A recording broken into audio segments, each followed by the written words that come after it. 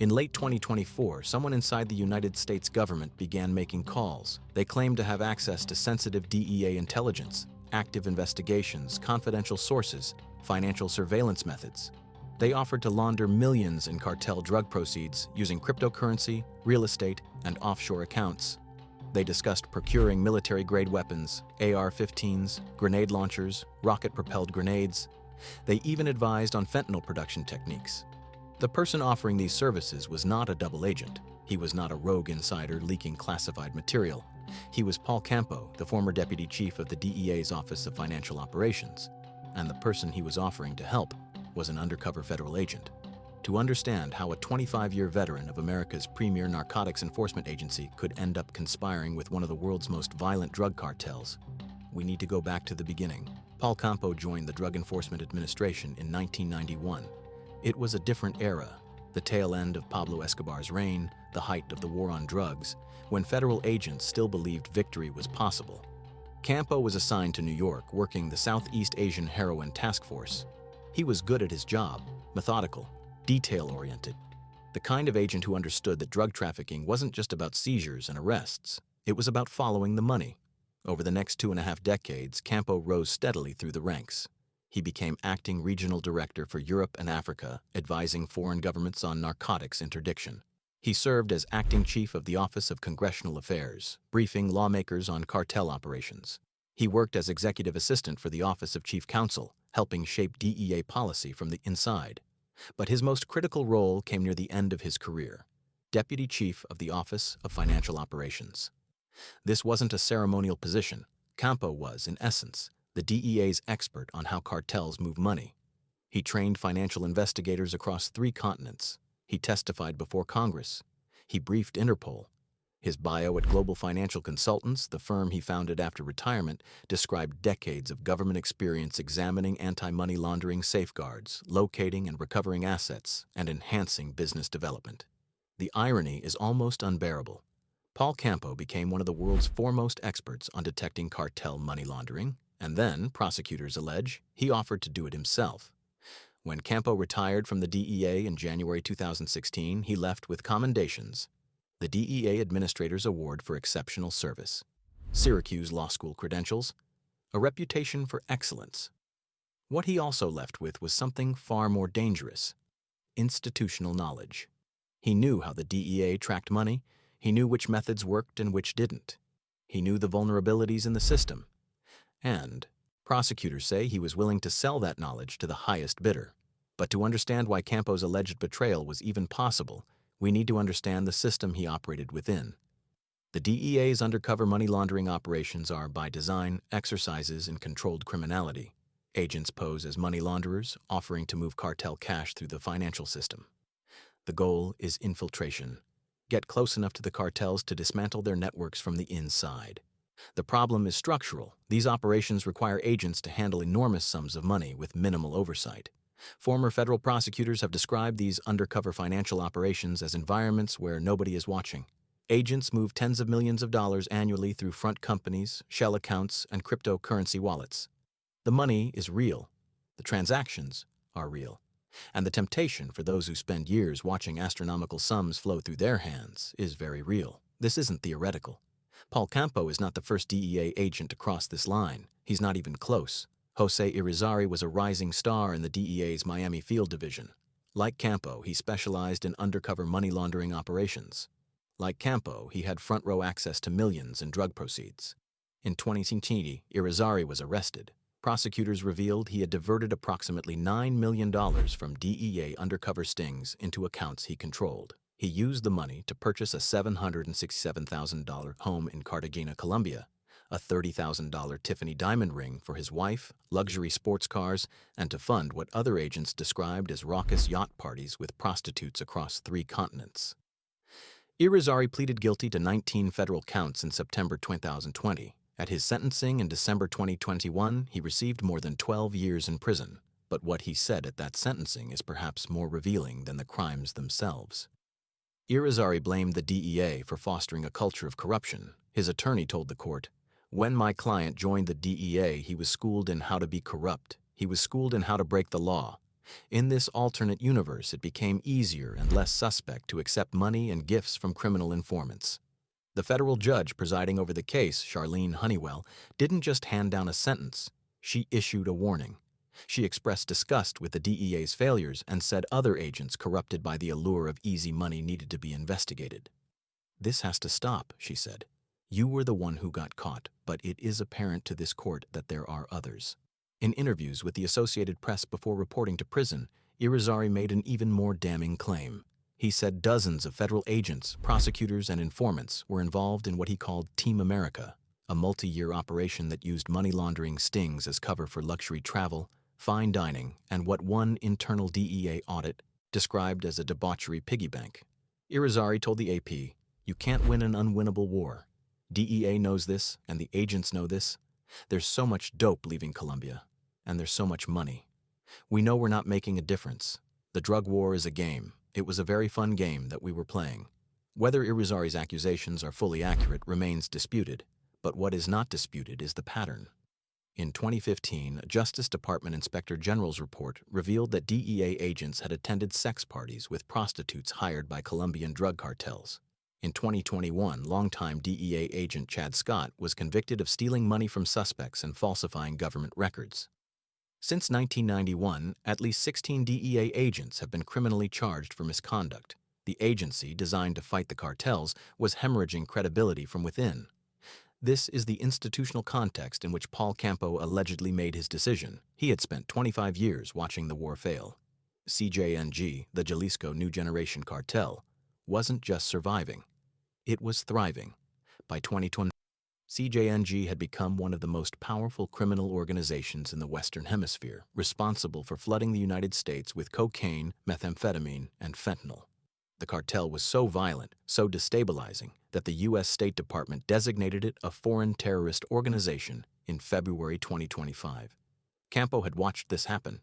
He had seen the arrests, the seizures, the congressional hearings. And still, the drugs kept coming. The bodies kept piling up. The cartels kept getting richer. At some point, prosecutors allege, Campo stopped believing the mission mattered. And if the mission didn't matter, why not profit from it? In late 2024, Robert Sensi, a 75-year-old associate of Campo's with a prior conviction for defrauding the government, began meeting with someone he believed was a member of CJNG. The meetings took place in New York, Virginia, and Florida. Sensi told the supposed cartel operative that he had a friend who used to be in charge of the DEA's financial operations, someone who could help move money, someone who had inside knowledge of DEA sources and ongoing investigations, someone who could make the cartel's problems disappear. That friend was Paul Campo. According to federal prosecutors, Campo and Sensi met with the confidential source, who was, in reality, working at the direction of law enforcement, on several occasions. During these meetings, Campo allegedly flashed his retired DEA badge, a gesture intended to build credibility. He explained his background: 25 years with the DEA, Deputy Chief of Financial Operations, expert in anti-money laundering. Then he made his pitch. Campo and Sensi agreed to launder money for CJNG by converting bulk cash into cryptocurrency and making investments in real estate. These are not random methods. They are sophisticated techniques designed to obscure the origin of funds, making dirty money appear legitimate. Cryptocurrency, in particular, has become a favored vehicle for cartels because transactions can be executed quickly across borders with a degree of anonymity that traditional banking systems cannot provide. Campo, prosecutors say, understood this better than almost anyone, but Campo's alleged offer went beyond money laundering. According to the federal indictment, he advised the confidential source on fentanyl production techniques. He explored procuring commercial drones for the cartel, technology that could be used for surveillance, smuggling, or even weaponized attacks. And he discussed obtaining military-grade weapons, AR-15 semi-automatic rifles, M4 carbines, M16 rifles, grenade launchers, and rocket-propelled grenades. These are not the tools of a street gang. These are the tools of an insurgency. In March 2025, prosecutors say, Campo and Sensi attended a meeting in Tampa, Florida. They agreed to start small, an initial transaction of $200,000, before scaling up to launder as much as $12 million in CJNG drug proceeds. The first drop occurred in Charlotte, North Carolina. After the money was collected, the confidential source sent Sensi a message, "Welcome to the fucking cartel." Over the following months, Campo and Sensi successfully laundered approximately $750,000. The mechanics were straightforward. Bulk cash was converted into cryptocurrency, then moved through digital wallets that Campo and Sensi believed were controlled by the cartel. In reality, every transaction was being monitored by federal investigators. Then came the cocaine deal. By October 2025, the confidential source approached Campo and Sensi about participating in a narcotics trafficking operation. The deal involved 220 kilograms of cocaine, roughly 485 pounds. On the street, this amount would be worth approximately $5 million. The confidential source explained the arrangement. Campo and Sensi would facilitate payment to the seller using cryptocurrency. Once the drugs were sold, they would receive a 30% cut. Campo and Sensi agreed. According to the indictment, they sent more than $200,000 in cryptocurrency to a wallet they believed was controlled by a cocaine supplier. In reality, that wallet was controlled by the Internal Revenue Service Criminal Investigation Division. The confidential source confirmed receipt of the payment and sent an encrypted message to Campo and Sensi. "Wow, brothers, taking possession of the product now." The trap had closed. On December 4, 2025, federal agents executed raids on residences in Oakton, Virginia and Boca Raton, Florida. Paul Campo and Robert Sensi were arrested. The indictment, unsealed the following day in Manhattan Federal Court, charged both men with 4 counts: conspiracy to commit narco-terrorism, conspiracy to distribute narcotics, conspiracy to provide material support to a foreign terrorist organization, and conspiracy to commit money laundering. The narco-terrorism charge alone carries a mandatory minimum sentence of 20 years and a maximum of life in prison. If convicted on all counts, Campo could spend the rest of his life behind bars. At a hearing on December 6, 2025, Campo and Sensi pleaded not guilty. The court ordered both men detained without bail.